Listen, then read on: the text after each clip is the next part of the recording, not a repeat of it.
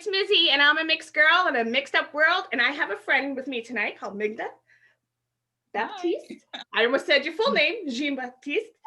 Okay. um, I've known her for a few years now. We actually met at, I'll just say, a party. Okay. Just a party. Just a party. Um, so we're gonna have a conversation tonight, what it's like to be a Black girl in New England, and what it's like to be Black nerds, kinda, and you know, Okay. not be like, just be a little bit different kind of Black girls. Um, I I understand. do need my phone because my questions. So why don't you give us a little introduction on yourself? Tell us about yourself. Sure. So my name is Migta. As you said, I am a social worker. I work at the VA. I'm into research. I'm doing a lot of research this semester. So I'm working on a project that I hope to share with everyone pretty soon. I have no kids. I'm in a very committed relationship. I was engaged about a year ago. Um, right now, we're living with my parents, but we're moving into our own house pretty soon. So we're about, I want to say 16 days out until we move. So, Very good, very yeah. good. That's Mhm. awesome. So how long have you lived in Boston? All my life, all my life, Oh, cool. all 29 years. Nice, nice, nice, nice. Um, so you're Haitian American. Mm-hmm. Yep. And so I wanted to bring that. The only reason why I'm bringing up specifying is because I want to talk about how, or even just mention to teach people of the difference Mm-hmm. between African American and Black, Okay. because Mm-hmm. Those are, she's technically not African American. I'm okay. African Mm-hmm. American because my family was brought here from Africa. She's Black because her family's from Haiti. So I just wanted to Mm-hmm. kind of, so people understand the difference, and the difference of why some people don't say I'm African American, which it's not that big of a deal if you did say you were African American, but there's a lot of people who don't Mm-hmm. feel comfortable saying African American because their families weren't from Africa, but they're still Black because they're Black. So do So you I'll tell you. do you specify either way? I specify as black. My skin is black. I'm black. That's what I am. So if you do ask me, I will tell you my family is from Haiti, but I'm black. I'm born here, speak the language, everything. Yeah. And it doesn't matter what country your family's from. If you're from, Haiti, Jamaica, you're still Black. That doesn't make you not Black. So I just wanted to make sure we touched upon that, because some people don't get that. Some people don't get that whole, I don't want to say classification, but the little pockets that Black people fit into. Somebody might be Jamaican, but they're Black. Thing. I just like to educate people as much as we can. Um, so where are you moving out of Boston? I am. So I'm gonna be. I don't think I should probably say, but I'm gonna be in the Taunton area. So Oh, the cool. Plymouth. I love that area. The area is beautiful down there. Um, Um, oh, sorry, I just scrolled up some last night's questions. So you're in an interracial relationship, mhm. Mhm. and my first question about that, we'll touch on that, and then we'll get to some Black girl magic stuff. Um, Yes. I almost wore my shirt tonight, but I was like, Oh, nah, yeah, I have one. I wish. Um, have you guys faced any issues with people being ignorant or rude or snippy, from either side? I wouldn't say outright just snippy or rude, but there has been some kind of like disbelief. Like when people see we're together, they're just like, and that itself can cause, some emotional turmoil. Yeah. You get to asking yourself what it is. I mean, why are you surprised in that sense? But being in a mixed relationship is so it takes a lot of personal growth, a lot of internal work, because people are ignorant. People are very much, this should match and you should match who you're with, and I don't believe it. I believe people are their own. person. So Yep.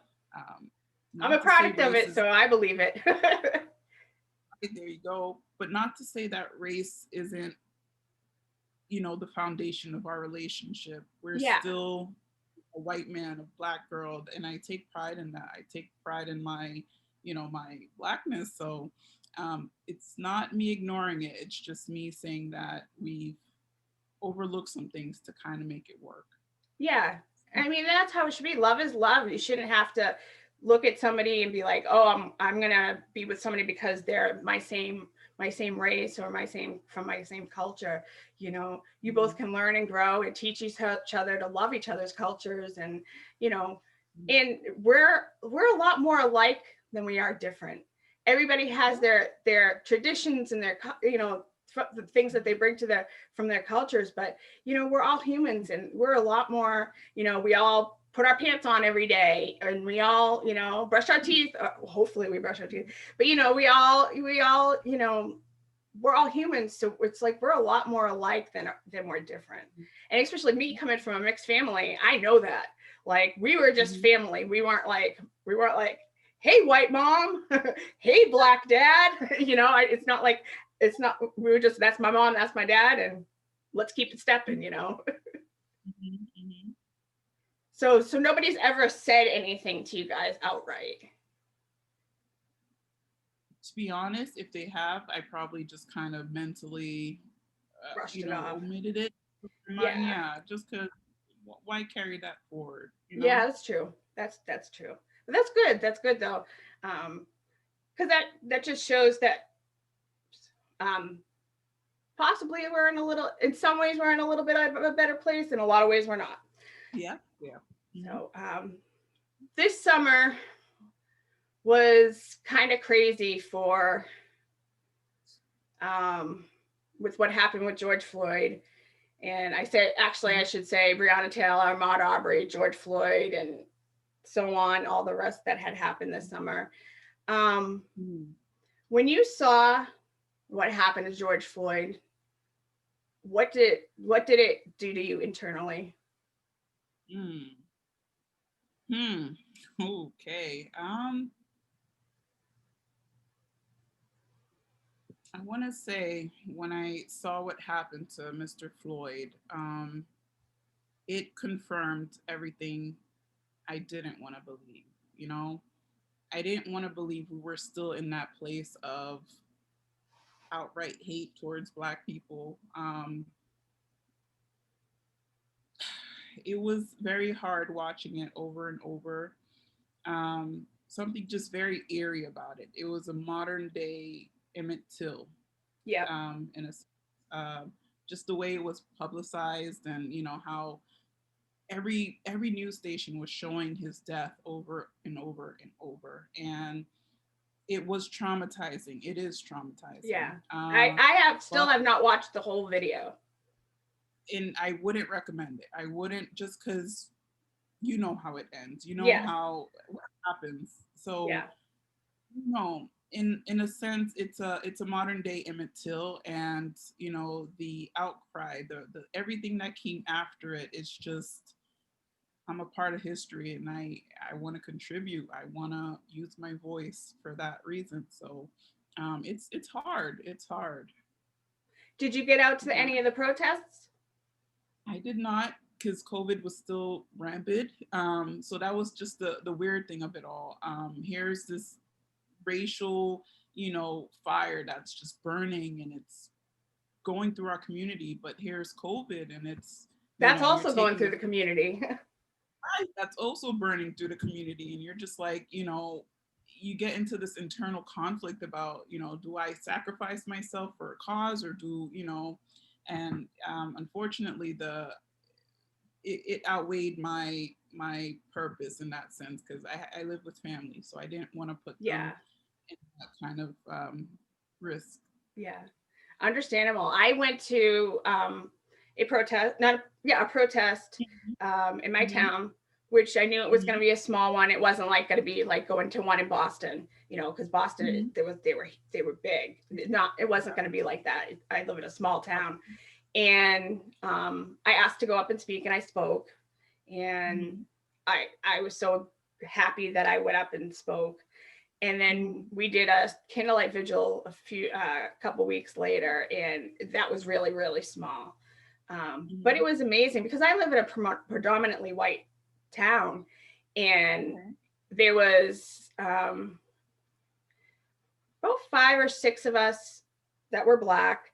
And the rest, we had almost 100 people, between 75 and 100. Yeah. And it was a lot of moms who brought their children. And it was kind of amazing to see all these little white kids chanting, and they were like doing the chants, like, because I'm so loud, I was like keeping it going. But if I would stop, they would start up and get the crowd going again. And it was really, really nice to see, like, within all that ugliness, the ugly side of racism, it was nice to see the good side of people who wanted to stand up and say, no, this is wrong.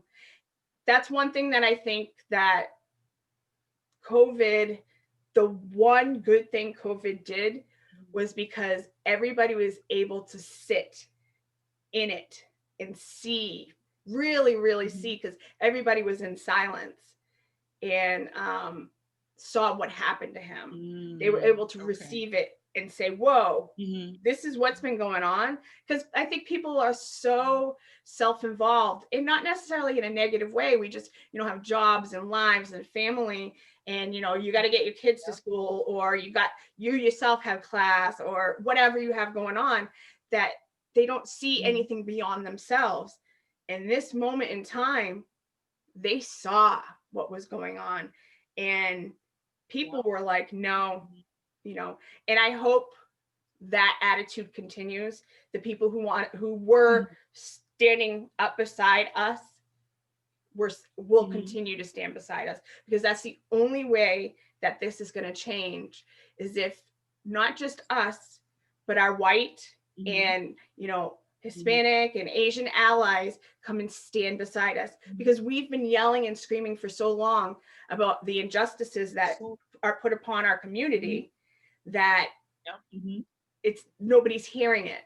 But thankfully, the good thing that came out of this George Floyd disgusting murder, that a lot of people finally saw. I mean, I wish we didn't have to. I wish he wasn't murdered. I wish that whole case didn't happen.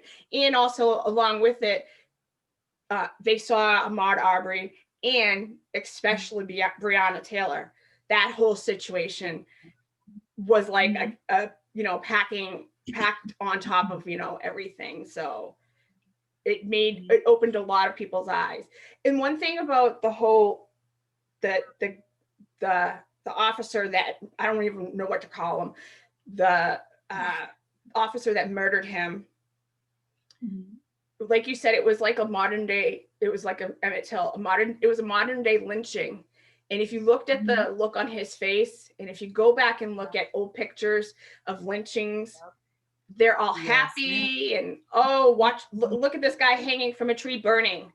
And it's like, it's a picnic, it's a party. And he was happy. He was happy about it.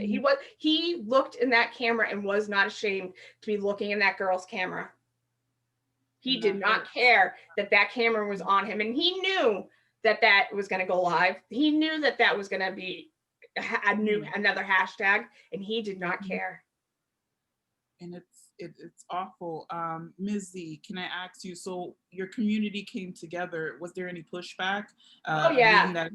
When before it came together, one of the girls who organized it, her name's Kimberly, she posted we have a town section on Facebook, and she posted on there, asking, does anybody want to do a rally? And people were giving pushback. And there was this one guy, and I just happened to pop in, and there was this one guy who was saying, oh, why, a few people were saying, why are we going to do that? There's no Black people. Or they weren't saying there's no Black people. They were just saying, we don't want it. We don't want any riots. We don't want our city burned down, and all, ignorant, stupid stuff. And there was this one guy who said, well, why are we going to do that? There's no black people in this town. And I was like, hello, here. And so I posted it. I replied to him. I said, well, you know what? I'm black and I've lived in this town for 44 years. So there are black people in this town. And that kind of, I was kind of iffy about going just because with my health and COVID, because my lung issues, I was like, oh, but I was like, you know what? I know there's not going to be, it's not going to be like a condensed, like, you know, like say in Boston or, you know, Chicago or, you know, the big cities or New York. So I knew it was going to be smaller. And I was like, you know what? And I want to speak. And I said, I have to. I'm one of the only few black people in this town. And I have to, and I'm going to go speak. And when I got there, I asked if I could speak. And I didn't know what I was going to say. I had a few points that I wanted to say.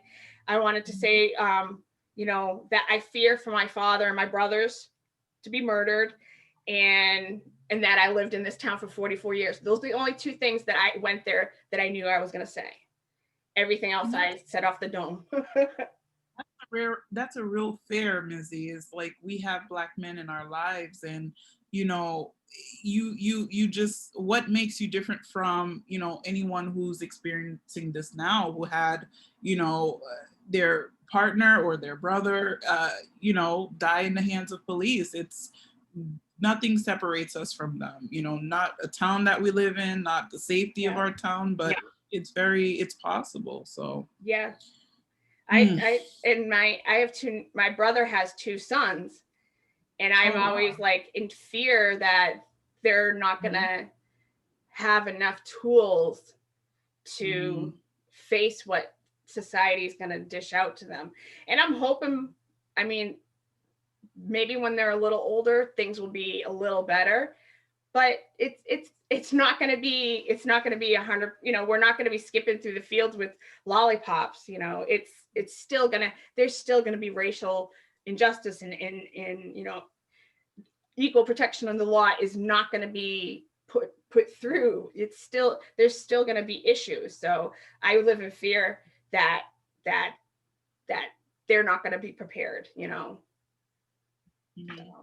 And no one ever is really. Yeah, I mean, how can you be? It's like, how can you be prepared for you know, for that? You know. I know the Breonna Taylor incident really, I don't know if you noticed, but my sleeping was just off. I just felt kind of on edge. I felt, you know, very irritable. All the symptoms of what you would consider trauma. Yeah. Seeing how she was a successful young woman, and for her to be murdered in her bed. And till this day, I still feel that sense of I'm not protected. And I don't know how you feel about it, but it just really burned me up. It did. It's scary, you know, that somebody can look at our skin color and fear us when they don't know us. I mean, it's like, just because I'm black doesn't mean you should fear me. And not every black person is angry. You know, I am an angry person, so I am an angry black woman. Not every black person is angry. Not every black person, you know, it's just like we're like any other race. You know, there's good and bad people. Just like there's good and bad white people, there's good and bad Asians, there's good and bad Hispanics, you know, there's good and bad in every race. But we're always made to be the bad guy, even when we're not, you know. Absolutely. You know, I mean, I've never been arrested. I've never done, I mean, I got into trouble like in fights when I was younger, but it's like I've never been in trouble with the police. So it's like, you know, I've only had one speeding ticket in my life. So it's like, you don't have to fear me, you know. But they do. That's the thing. It's even though we do have, you know, the same kind of makeup as all the other cultures and races, it's because of our skin color, because of something I cannot change. I'm dying at a exorbitant rate than any other race. So a lot of things have to change. This is why I got into social work, is because how else am I supposed to create change in the world, is to work with the marginalized, the people who are like me, who need the help. So yeah, and that's great. I'm glad you're doing that. And I mean, you're such a smart cookie anyway, so I'm glad you're helping others, and working with veterans is a wonderful thing to be doing, it is. Mm-hmm. because veterans tend to need a lot of help. They, you know, Mm-hmm. they're a different kind of marginalized community. We don't take care of our vets like we should, as much as we should. So It's a big concern, Missy. That's a big thing. We don't. To think about a Black vet too. That's a lot of intersectionalities. That's a lot of identities just working, for against each other. So, yeah, history has shown us that Black vets were not treated right. So, I'm happy to be in this position to kind of advocate for them in that yeah. sense. I just watched a few documentaries on a few lynchings and or attacks on, where, like, say this was from way back, I can't even tell you what year it, like the 30s, or around that time, where a veteran would come home, a Black vet, and they're like, I just fought for my country, or something like the GI Bill. Back then, Mm-hmm. Black vets weren't part of that. And it's like Mm-hmm. they went over and fought for this country, and and it took for a long time for Black vets to be semi-treated better. I mean, vets aren't treated well, so of course Black vets are going to be treated worse. But there was so many things that like a vet would come home and he'd see somebody try to stand up for somebody who was being disrespected or harassed by a white man, and they'd like lynch him. He'd get lynched because he's like, no, I fought for this country. I'm gonna stand up against you. And he'd get killed. I watched a few documentaries on actually on YouTube about it.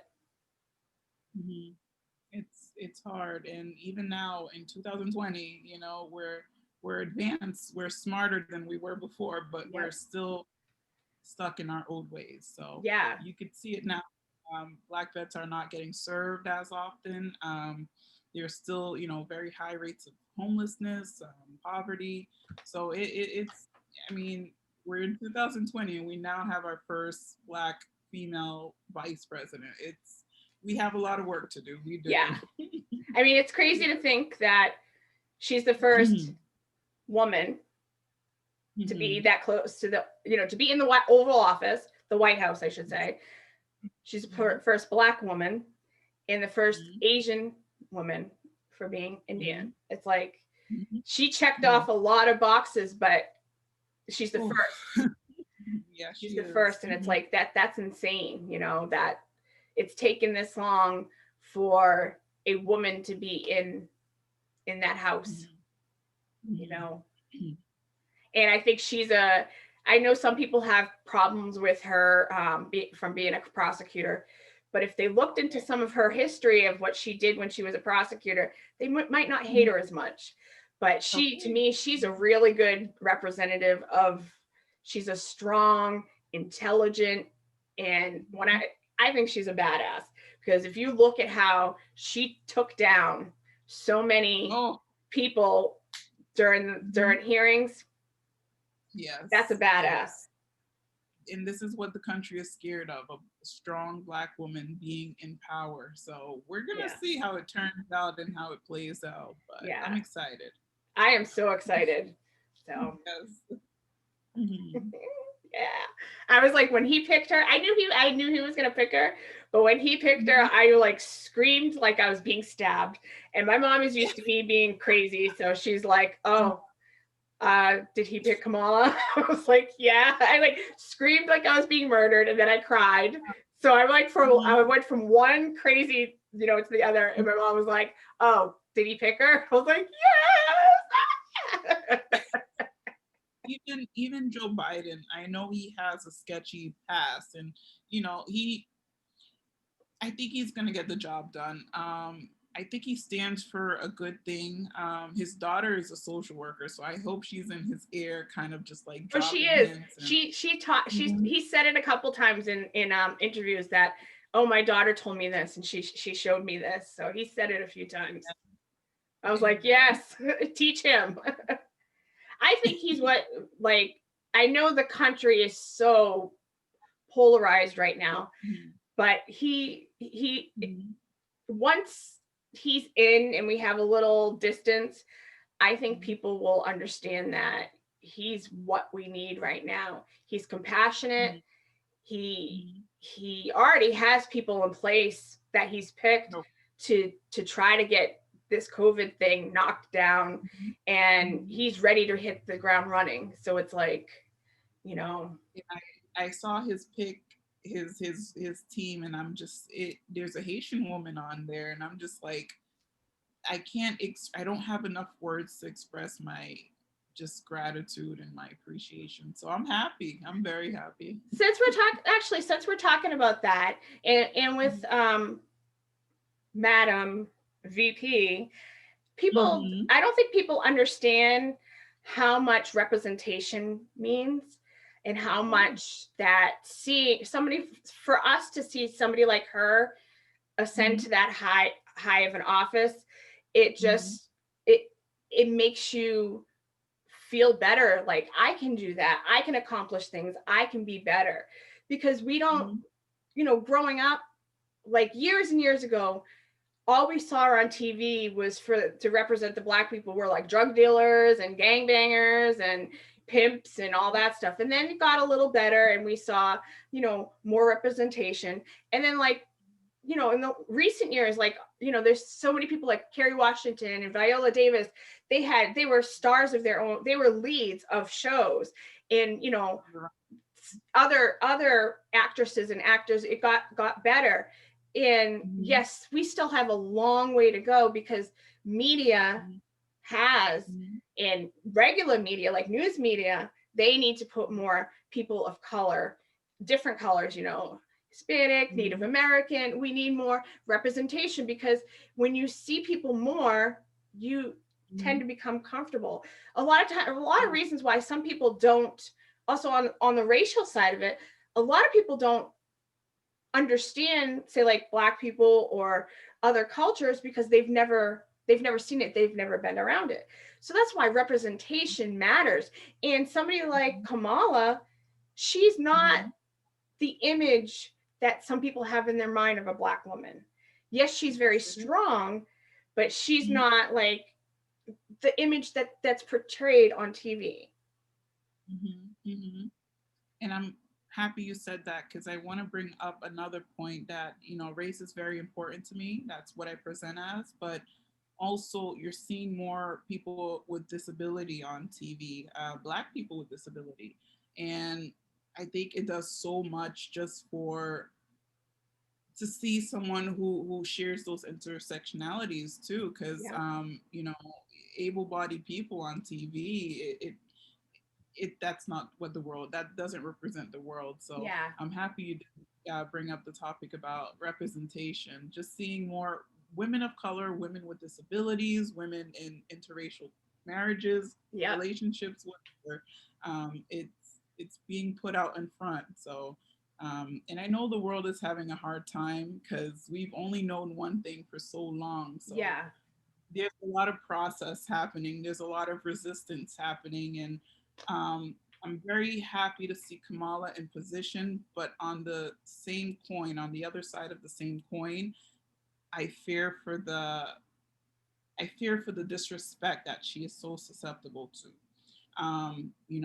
To be in that position, you're gonna get people who are gonna disrespect you, threaten you, tell you you're not worth it, and we're coming from such a really rocky place already, so that's Yeah. gonna just be more on top of everything we're going through. So And I'm there's a nervous. word I know. for it. There's a word for it. It's called misogynoir. Yes. It's misogyny and Mm-hmm. noir, which in French means black. So Yes. it's misogyny against a black woman. It's such a free flowing word, and it sounds like when you hear it, you're like, oh, that sounds like a beautiful word. No, it's not, Right. because you're No. you're disrespecting a black woman because she's a woman, and especially because this her skin color, and Mhm. um, it's it's hard because when I was little, my dad told me, um, Mhm. you're gonna when he gave us the talk when me and my brother were little, he read us a Dr. King book, and he said that, you guys are going to be treated differently because you're black. And he singled me out, and he said, Mhm. but you're going to be treated worse. He said, because you're black and you're a Wow. woman. He said, you might not get it at the Wow. same time, but because you're a black and you're a woman, you're going to be disrespected more. So, Wow. But that put you at an advantage.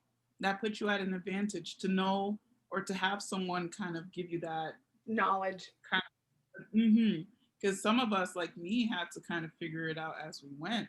Yeah. Our parents were kind of weary. They didn't know how to talk about it. They were traumatized themselves. So your Yeah. father gave you a gem, a really good nugget of knowledge to kind of proceed. So your parents didn't, or your mom didn't have like the talk that a lot of black kids have before they start driving, or how to act when you're in the streets.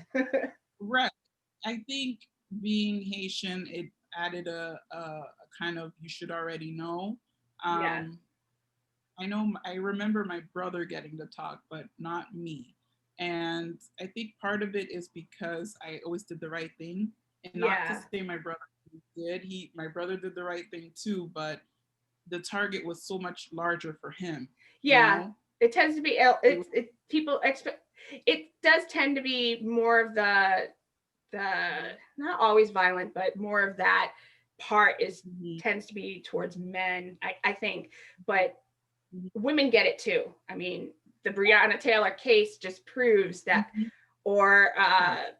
Sandra Bland, that case, San- you know, mhm, and sometimes black women get treated like we're men when it comes to, say, the police mhm. or other, in situations we get treated less than a regular woman would be treated.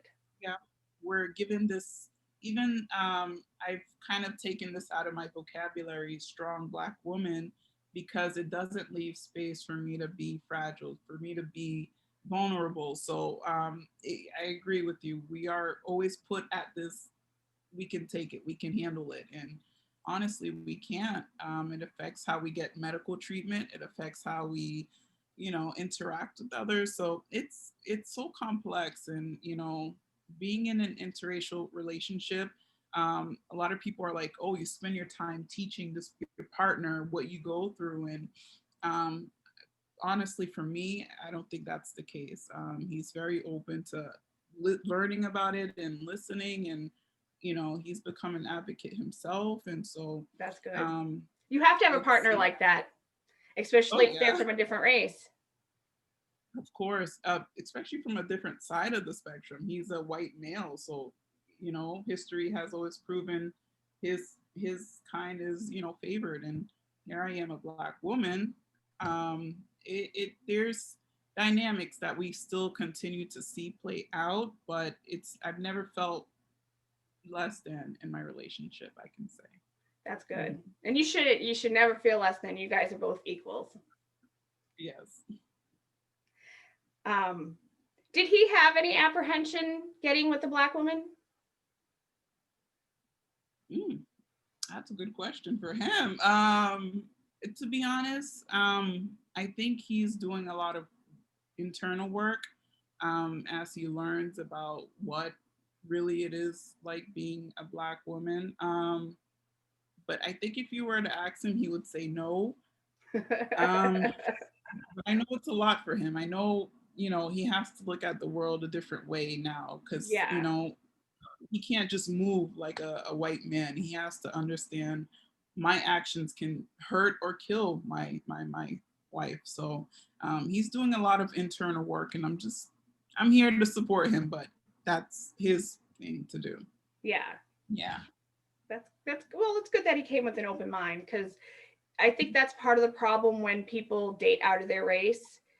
They Mhm. see how they're attracted to that person, but they don't want to live in that person Mhm. in I don't want to say live in that person's shoes, but if you're going to be with somebody who is, a black woman or whatever other race you're dating, you are living in that person's shoes because you become part of their shoes because you have to walk with them.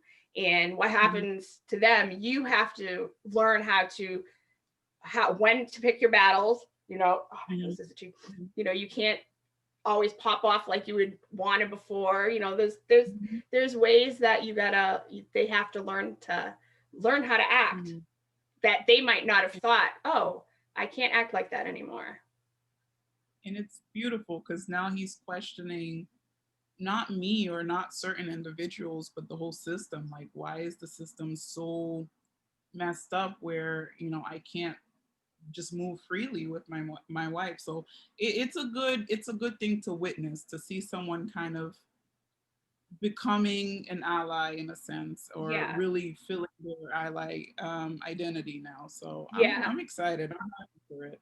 That's good. I'm happy for you guys because you guys have been together for a while, so I'm happy for you. And I mean, I got along with him the few times I've hung out with him, so he's a nice guy. I'm happy for you, and I'm happy you guys are moving into a house and all that. Mhm. Are you planning on having some babies? Oof.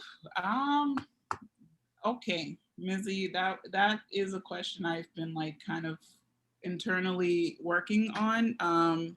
Just because it's dangerous. It's dangerous for a woman like me to have children.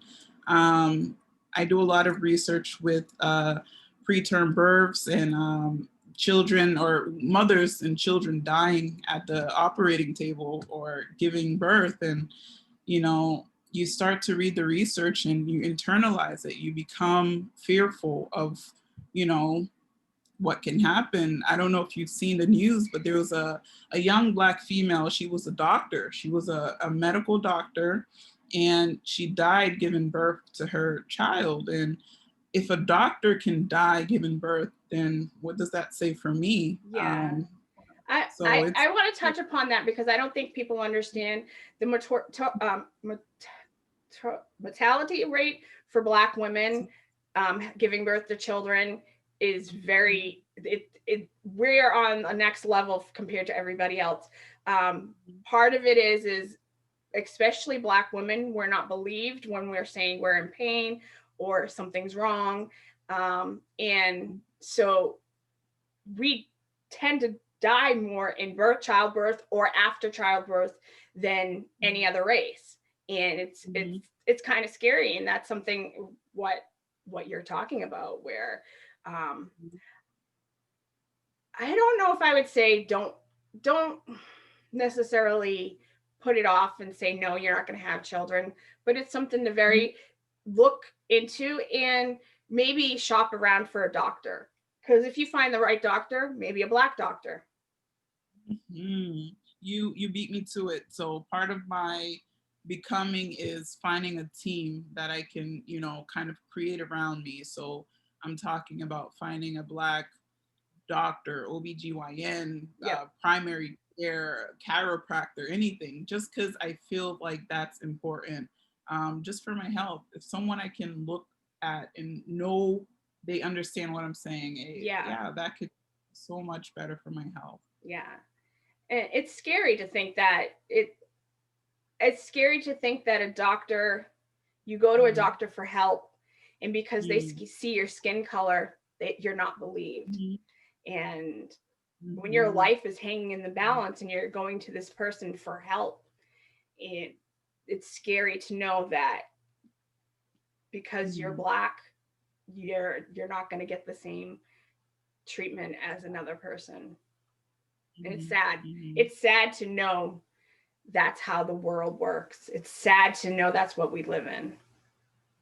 Yeah, it is. But the good part is there's more Black doctors, more kids are going into school for medicine. Yeah. So more awareness around it, which I'm excited about. I know you're moving out of Boston, but you live in one of the best cities too for medical. So that I cannot take away from Boston. They are very good in terms of medicine. So very fortunate, very fortunate. definitely. Very expensive, but very Yes. fortunate. Yeah. Yeah. I have a pulmonary doctor down there. I don't get there that often because it's expensive, but they're good down there. Is there anything else that you really, really want to touch upon and make sure that you speak on before we got a little bit of time, but before we end up signing off? And maybe we can talk about this together, but um, we go through lives through looking through different kind of lens, either from a feminist point of view, from a racial point of view, from a disability point of view.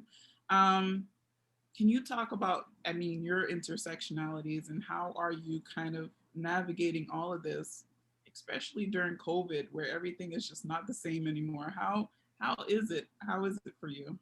Well, it's weird with COVID. I, in some ways, kind of thrived. I started losing weight and I got myself together a little bit, but in other ways, I feel like I went back to, especially at the beginning when things started getting really, really bad.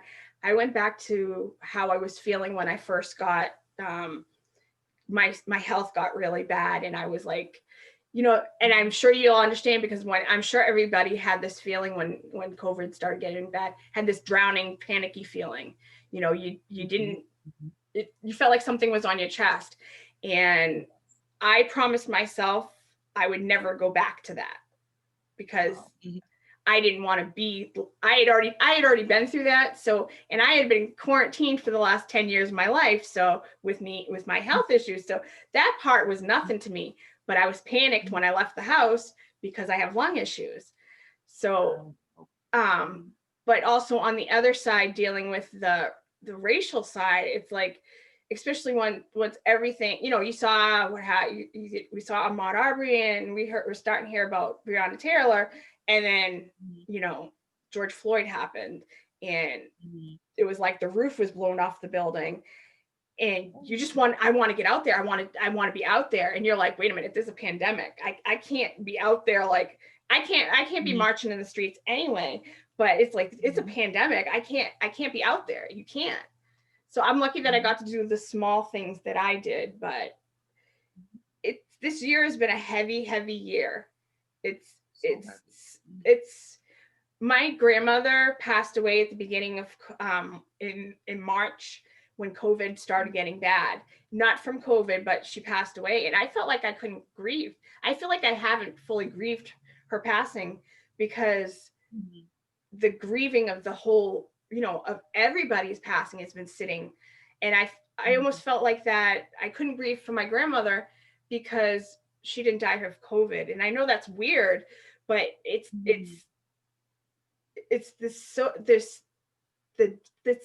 the stench of death is so much in our air, and it's sadness and this darkness that we've been living in for like this almost a year. And it's like it's hard to look to the future. And I mean, we have a little bit of light with their saying a vaccine, but it's still months away. It's not like we're going to get it tomorrow. So it's like there's so many people who are going to die, and it's like you want to help everybody, but you can't. And it's like this. It's I don't know if you felt the similar feeling, like you felt like somebody was on your chest. You couldn't breathe. Of course. And you said the word for it, grieve. We're grieving. We're it's an ongoing grieving, and I don't think any of us know how to grieve in a healthy way. So and it definitely looks different as a Black person because death is more within our and I'm sorry to say, but it is within our wheelhouse because of racial injustice and medical injustice and everything. So and it's hit the Black community so much. It's so much because we're such a small number of people in this country, and it's hit us and Native Americans the most. And it's like it's crazy. So continue with what you were saying. you know. And if I'm very happy you brought it up, and I don't know, I don't know where you're going with this channel, but I'm here to tell you that it's necessary. What you're Thank you. doing now, Thank you. talking to people, bringing up these topics, educating people. You are doing the work. You are doing the groundwork. You are on the grounds doing the work. So Thank please, you.